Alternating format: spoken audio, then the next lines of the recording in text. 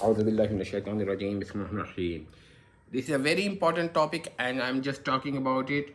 That is, does science, Ghazali denies science after causality and the connection between the causal cause and its effect. Now we come to the question: does the theory of Ghazali denies science, or science denies theory of Ghazali? So I've written it. Those who want to see the text may read themselves after pausing the video. So, and if they do not want to read the text, they may read that. Listen what I'm saying.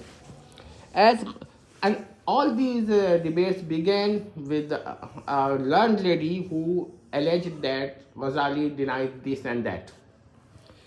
As Ghazali does not deny the connection between a cause and its effect, but deny the logical necessity and the mathematical necessity of the connection between them, then there are always connection between a cause and its effect, whatsoever a cause and its effect may be. In science, we do need two things between a cause and its effects. Number one, implications. Number two, connections. We do not need any logically necessary connection. We do not need any mathematically necessary connection. Additionally, we do not need any logically necessary implication, and we do not need any mathematically necessary implication. So we only need implication and connection between a cause and its effect, or in general words, we only need connections between a cause and its effect, or implications between a cause and its effect, or both, but not logically necessary and also not mathematically necessary.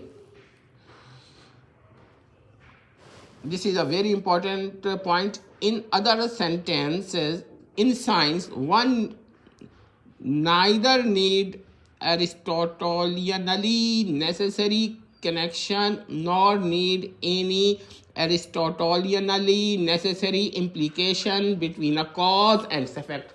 So what we say that in science we don't need such things. Non-Aristotelianly necessary implications and connections are sufficient for science and scientific experiments and scientific studies. This is the thing to be noted. That is the point, that what we need is just the existence of connections and implications. We don't need whether they are logically necessary or they are mathematically necessary. First of all, it is very wrong thing. It is very wrong to suppose that there are mathematically necessary connections and logically necessary connections between material things which are neither mathematically nor logically. There may be some expression that is such that part is lesser than whole and whole is greater than part, but I am not talking about them. Non-Aristotelianly necessary implication and connections are sufficient for science and scientific experiments and scientific studies and scientific researches. Thus, Al-Ghazali's non-Aristotelian connections and non-Aristotelian implications are present and are existed in science, as science remains equally valid in both cases. Even science never claimed for Aristotelianly necessary causes and implications. This is the point to be noted, that science never claims such a thing. It is out of the domain of science. So the allegation that Aristotle is the allegation that Ghazali is responsible for the decline of science is false. Hope that the confusion due to the false allegation must have been removed after the true and original opinion of Al-Ghazali as presented above.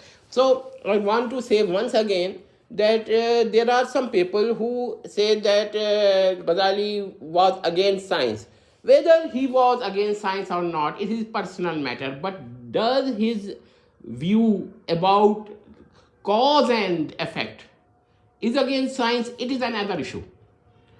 So what I want to point out that the theory of Ghazali about cause and effect, that there is no logically necessary connection, there is no mathematically necessary connection, there is no logically necessary implication, there is no mathematically necessary implication between a cause and effect. This theory does not deny science in any sense of the word, in any sense of the any sentence. So this is what I want to say.